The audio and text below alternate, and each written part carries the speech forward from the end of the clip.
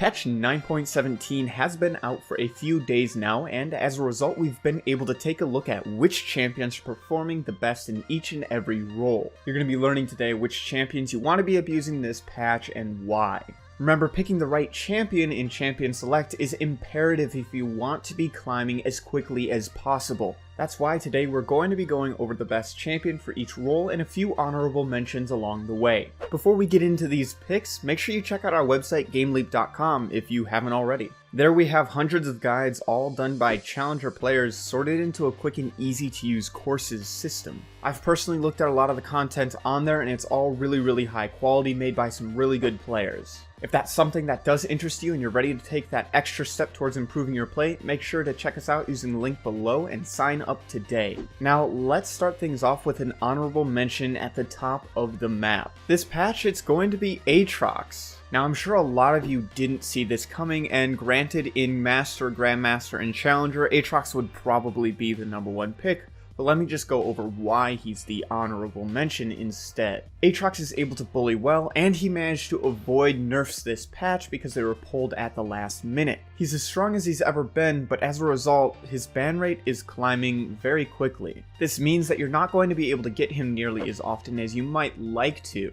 Aatrox also has a very high pick rate as well. When you take account both his pick and his ban rate, his presence in games is usually above 25% in pretty much every single elo. This means a lot of different players are playing him, a lot of different players are banning him. But his presence isn't really the reason why he's the honorable mention at the moment. The reason that he's not the best pick right now is because of two different matchups that he has, making him not a safe blind pick. Now the first poor matchup that he has in lane is Singed. It's really hard for Aatrox to hit Singed, and usually Singed does take Ignite in lane, meaning he's not really going to fare very well in this lane. But again, this is just a minor issue. Singed isn't very popular, so you won't be running into it all that often. The real issue is how Aatrox performs into our #1 pick, Kled. This matchup is pretty unwinnable for Aatrox, and not very many people ban Kled, whereas a lot of people ban Aatrox. Kled is one of the best lane bullies in the game. He has a dismount mechanic that allows him to dive towers really easily, and he has really good team fighting with his ultimate. Ever since they put Grievous Wounds on Kled's Q, his win rate has just been steadily climbing. There are very few Conqueror Bruisers in the game that can deal with Kled. Putting Grievous Wounds on an ability in a sustained meta is a pretty big deal. With how many people are running Conqueror, Smite healing the jungler upon smiting a camp, Enchanter supports in the bot lane, and the ADC always taking heal, you're always going to find something that is being reduced by these Grievous Wounds. Not only does his Q apply Grievous Wounds, but it also reveals true stealth targets. This means that Kled works into anything. He works into sustain, he beats tanks because he takes Conqueror, you can't play stealth assassins into him. He can run down ranged top laners with his E. There's really nothing that Kled can't lane against. He is by far the most dominant top laner in the game right now. He can even be played mid and he'll dominate mid lane as well. The main reason why Kled is so good top though is because he beats every meta top laner. He beats Aatrox, he beats Renekton, he beats Riven, Irelia, Akali, Jax, you name it. There are very few picks that are actually able to deal with Kled. Now, if you haven't already picked up Kled, I highly recommend that you do, as he's a very simple, straightforward champion. It won't take you very long to pick him up, and you will be seeing a lot of success with him, I guarantee it. Now, while we are on the topic of top lane, let me briefly update you on Kayle, as I promised I would in our patch notes video. Unfortunately, Kayle isn't seeing nearly as much success as we would have liked to see. This is simply because of the current meta in the top lane. She's not able to deal with Aatrox, Kled, Renekton, Irelia, Akali, picks like that. A lot of people are liking her in the mid lane, but I think she's more of a top lane counter pick at the moment. You're going to be wanting to pick Kayle into champions that aren't going to be very aggressive in the early game. Most of the time this is going to be tanks like Ornn, Maokai, Sion, or Malphite. You'll be able to hit level 6 without really having any threat of dying, which gives you your ranged form, allowing you to stack Klepto off of these champions really easily. Now, moving down the map, our next pick is going to be for the jungle. It looks like this patch, once again, assassins are reigning supreme. Bruisers like Hecarim and Lee Sin are good, but they're really just no match for the bruisers that reside in top lane, meaning you're not going to be nearly as impactful. However, jungle assassins are very strong right now. This is why our honorable mention is Rengar. Now this might be a little bit strange for some of you to hear because I don't really talk about Rengar all that much, and there is a good reason for this. Rengar is not an easy champion to learn. He's one of the most complex champions in the game. Just mastering his passive can take a lot of work. The sheer amount of time it's going to take you in order to learn Rengar just isn't really going to be worth it right now, in my opinion. It took me a long time to learn Rengar, and this was when I was in my peak. He's also a champion that I just still don't have mastered, and there are very few people who do have this character mastered. Your time is probably better invested on other jungle assassins because they're just going to be easier to pick up quickly. Now that being said, Rengar is very unique, and he's one of the few jungle assassins that you're just always going to want to pick into stealth, so if you can play Rengar, I would highly recommend picking him into stealth champions and then picking our number one pick, Kha'Zix, in pretty much every other scenario. Now there are two reasons why you want to be picking Rengar into stealth champions like Vayne, Kaisa, or Shaco. The first is because his ultimate allows you to see champions while they're in stealth, and this applies to everyone on your team. If you see, for example, a Shaco use his Q to go invis and you think he went into your team, you can just use your ultimate and you'll be able to see him in the middle of your team while he's stealth. Now the second reason why he's so good into stealth is because triggering stealth does not interrupt his damage. With a lot of other assassins, using stealth is going to interrupt your damage. It's going to interrupt your cast on one of your abilities, but this is not the case with Rengar. For example, when playing against Kha'Zix, you can trigger stealth in order to interrupt his Q's damage. This allows you to kite him, CC him, do whatever it is that you need to do in order to survive. This counterplay doesn't exist for Rengar because he's just going to one-shot you in stealth either way. Now again, the main reason why Rengar is only the honorable mention is because he's so niche. He's only better than Kha'Zix into stealth champions, and on top of that, his learning curve is insane. Now if that doesn't seem like too daunting of a task for you, then by all means pick up Rengar because he is very strong at the moment, and he's very good for solo carrying games in solo queue.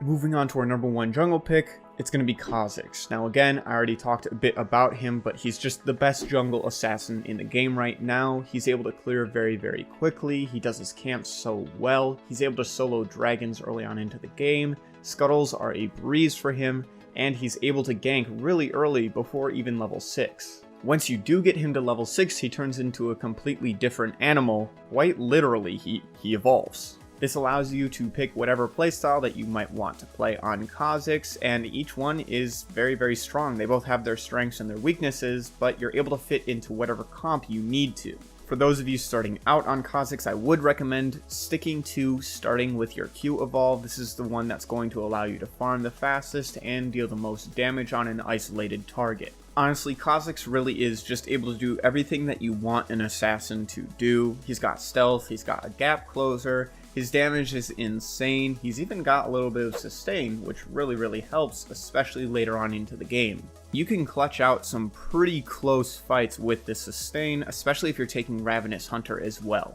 The Void Bug was just made for the jungle, and assassins are in right now, making Kha'Zix one of the best junglers in all of solo queue. Now moving our way into the mid lane, we don't actually have an honorable mention for you simply because there are so many picks that are viable in the mid lane right now. Now an argument could be made for a Kayle here, but the issue with her is she's oftentimes not played optimally even until like Master or Grandmaster, so it's not really something that the vast majority of players need to worry about. When she is played properly, she does have inherent safety with her ultimate, her E, and her Shroud, and she's able to still play aggressively because she has so much damage, but most people, like I said before, just don't play her optimally.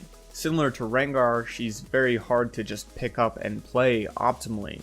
You're going to be able to play her with aggression pretty easily without much practice, but that doesn't mean you're going to see success with her. Now our number one pick for mid lane this patch is going to be Qiyana, and oh my lord, this champion is still absolutely insane. For those of you who haven't already picked her up, I highly recommend picking her up if you can afford her. She has the highest damage output out of any AD assassin in the game, and it's all AoE. She's not lacking in any mobility, she has plenty of CC with her ultimate and her Q, and she has inherent safety as well. Now, in order to make the most of this champion, you are going to have to learn how to use her W and Q paired together. The W is going to take a little bit of getting used to on which element it's going to give you and how to get each element, just because there's a Z axis in the game, so where you're moused over isn't always entirely what element it's going to give to you. It depends on the terrain, kind of. Basically, the game has height to it, and this causes a mismatch in what you see and where certain things actually are. Now, this mainly affects when you're trying to get a water element very close to a terrain element or a brush element,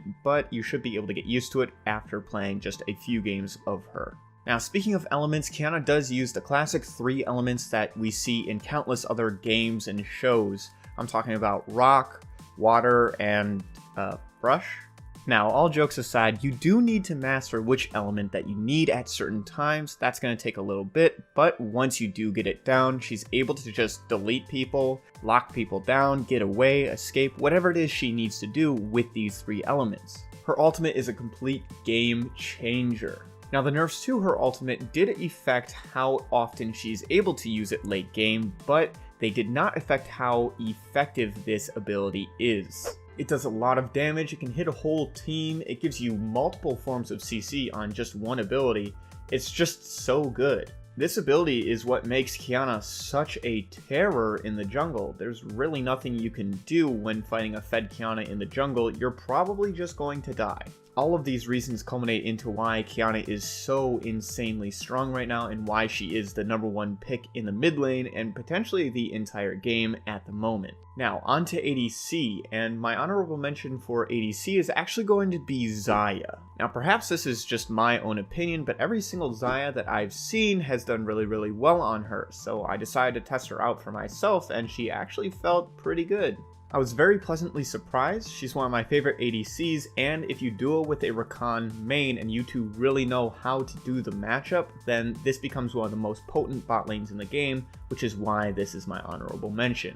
If you are a duo bot lane player, I highly recommend giving Xayah Rakan a try. It is one of the best lanes in the entire game, with a lot of safety and kill potential. If you're more of a solo queue player, then Kayle is going to be your #1 pick for ADC. Kayle is just as strong as ever. It appears as though she's not going to be getting any nerfs anytime soon, so she may just reign supreme for this entire season.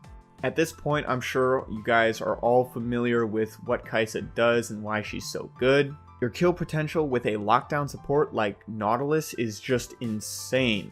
She also has some really good safety and good mobility with her ultimate, making it so that her mid-game fights are really strong and she's not as susceptible to assassins as other ADCs. She's pretty easy to pick up, but her skill ceiling is pretty high.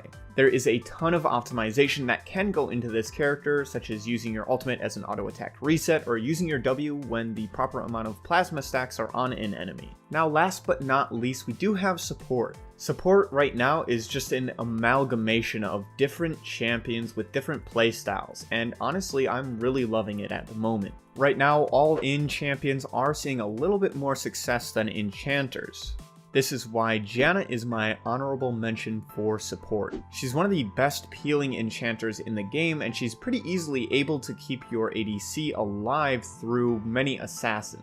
Yuumi is also pretty strong, but she's nowhere near as good as she was due to the fact that she has a little bit more of mana issues due to the changes to her passive that were made a few patches back. Janna is also able to peel in the early laning phase, something that Yuumi just can't do.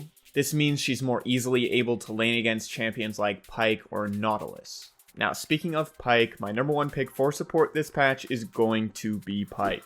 If you are looking to carry as support, this is probably your best bet. He's a pick-based assassin support with plenty of income that other supports just don't see. Now, with that income from your ultimate, you're able to snowball and carry in ways that other supports just aren't able to. Pyke has made most mage supports completely obsolete. He has the same damage that they do, except he has more income, a stealth, mobility, multiple forms of CC, and a reset on his ultimate. Mage kill lanes are just not really a thing anymore, and Pyke is a pretty big reason why this isn't the case. Now, mage support still will fit into a full AD team, but that's about the only niche that they fit into anymore.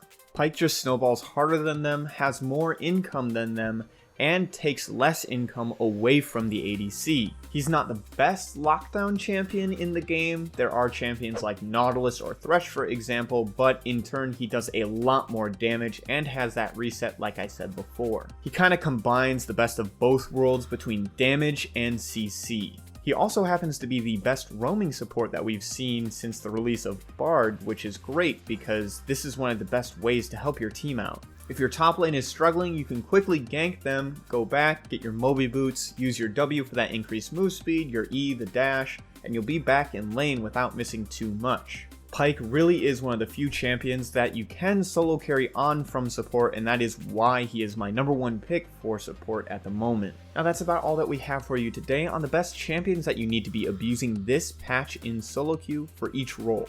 If you guys think I missed something, then let me know in a comment down below. For those of you that don't know, we also have a Discord server. The server is a great place to get in touch with us personally, ask questions. We have coaches on the Game Leap team, all sorts of things that you could possibly want. If you are looking to join a growing community of like-minded people who just want to improve and become the best players they can, then this is a great place for you. For those of you who haven't already, make sure to check out our website, GameLeap.com. It's one of the best tools out there for improving your own play. We have hundreds of guides done by challenger players, sorted into a quick and easy to use courses system. We're constantly keeping older courses up to date and releasing new courses, so if that is something that interests you, then make sure to check us out using the link in the description below and sign up today. As always, thank you guys so much for watching. I'm Panther, I hope you learned something valuable, and I will see you in the next one.